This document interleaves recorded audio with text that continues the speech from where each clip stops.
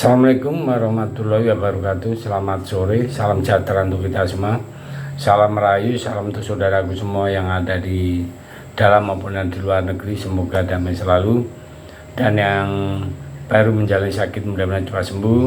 Yang beraktivitas dan bekerja mendapat uang yang banyak. Terima kasih. Kali ini kita akan membahas satu putaran Pilpres tahun 2024. Karena semua tiga pasangan paslon ini mengklaim menang satu putaran. Nah, disinilah mencoba sedikit analisa, mungkinkah Pilpres kali ini itu satu putaran? Nah, jadi Pilpres tahun 2024 ini berakhir dengan satu putaran, yaitu di tanggal 14 Februari tahun 2024. Satu pasangan capres dan cawapres langsung mendapat dukungan di atas 50%. 50% per satu biji saja itu sudah menjadi pemenangnya. Makanya bahasanya undang-undang mengatakan bahwa 50% per satu. Nah, sah sudah pasangan ini terpilih sebagai the next presiden dan wakil presiden baru Pilpres tahun 2024. Tak lagi memerlukan putaran kedua.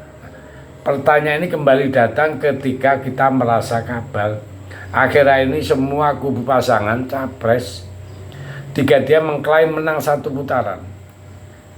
Nah, dimulai dari kubu Ganjar yang mengklaim Ganjar Mahfud ditargetkan menang satu putaran 54%. Klaim dari TPN yang dipimpin oleh Arsyad Rashid.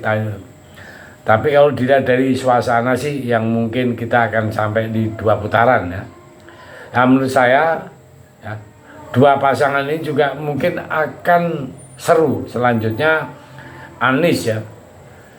Anies mengatakan juga satu putaran. Nah, ini dari datang kubu Anies sendiri yaitu dari timnya juga ya. Sekarang kubu Prabowo diwakili oleh Muzani. Kubu ini juga menyatakan insya Allah Prabowo menang satu putaran. Nah, jika kita melihat sejarah pemilu, jadi sejarah pemilu tahun 2009 saat itu juga bertarung tiga pasangan ya. Capres dan cawapres, yakni SBY Budiono, Megawati Prabowo dan Yusuf Kala Wiranto. Di mana Pilpres pada tahun 2009 banyak sekali dana yang akan dihemat karena putaran kedua tidak ada lagi. Nah, sehingga dana juga tidak dipakai kan untuk amal, sehingga bisa untuk pembangunan. Nah, permasalahan sekarang ini ya, mungkinkah seperti itu untuk satu putaran? Nah, kalau lihat dari tiga pasangan calon ini kemungkinan sangat kecil sekali. Kenapa? Coba saat SBY Budiono bisa menang satu putaran. Nah, ini hitung-hitungannya ya. Apa artinya data-data yang bisa kita himpun ya. Jadi saat itu SBY Budiono menang satu putaran itu di angka 60,8. Pertanyaan mengapa saat itu semua kubu berani sekali mengklaim terjadinya Pilpres menang satu putaran ya. Ini adalah berlandaskan surveinya LSI Denny JA. Sejak 5 tahun sebelumnya, Pilpres tahun 2004, LSI Denny JA terbukti akurat dan kokoh memprediksi kemenangan SBY Yusuf Kala di tahun 2009. Survei yang menyatakan SBY akan menang bahkan dengan satu putaran.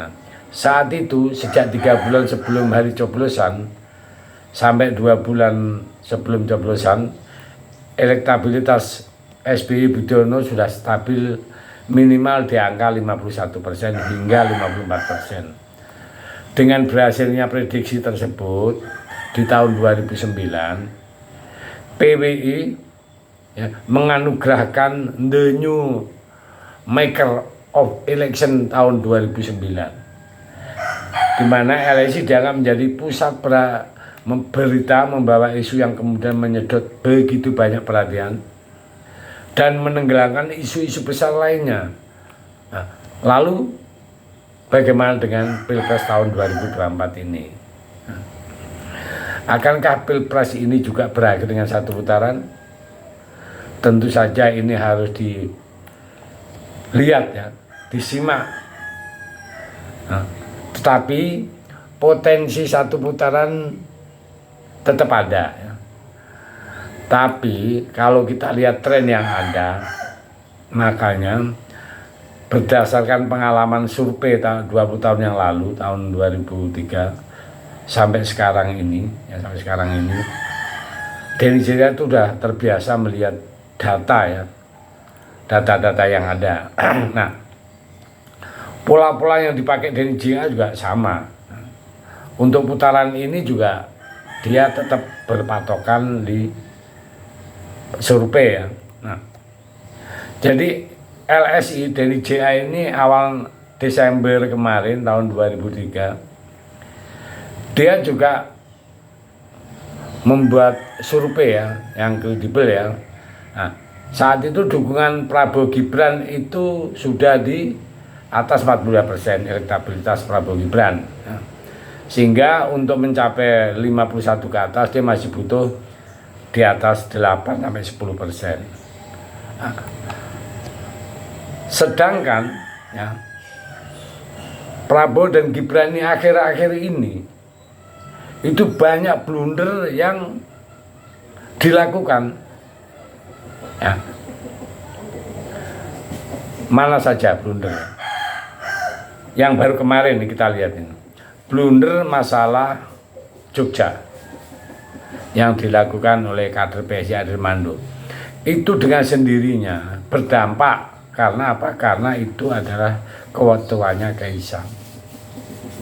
Nah, blunder yang 3 hari sebelumnya Gibran, orang hamil mau dikasih asam sulfat, mabuk. Nah, seperti ini blunder lagi. Nah, sekarang ke Prabowo yang termasuk blunder. Dia itu mengatakan kalau buruh itu tidak usah minta gaji naik lagi, karena pengusaha ini kalau dimintai naik terus bisa hengkang. Nah, bahasa-bahasa ini itu blunder. Sehingga survei-survei yang terakhir ini ya, itu sekarang Ganjar itu sudah posisinya menyalip Prabowo. Nah, disinilah beratnya untuk jadi satu putaran. Nah, kita lihat perkembangannya ya. Akankah satu putaran Ganjar atau Prabowo? Kalau trennya Ganjar itu memang naik, bisa juga putarannya ke Ganjar. Karena lihat data yang terakhir yang kemarin itu ada 36 lawannya 33. Nah, jadi kalau bisa konsisten Ganjar ini bisa naik terus, bisa satu putaran di Ganjar. Prabowo tenggelam karena kebanyakan blunder. Belum kita bahas blundernya di KPU. Yang ada bilang bahwa usulan tidak ada debat cawapres itu dari kubu Prabowo. Nah, itu yang melontarkan dari kubu Anies dilemparin juga dari ya. Jadi ini blunder-blunder yang dijalani terus sehingga menggerus elektabilitas. Ya, yang penting kita tunggu aja. Dan sekarang kubunya Ganjar sudah mulai naik, malah bisa melebihi pasangan yang lain. Saya pikir itu, terima kasih. Merdeka.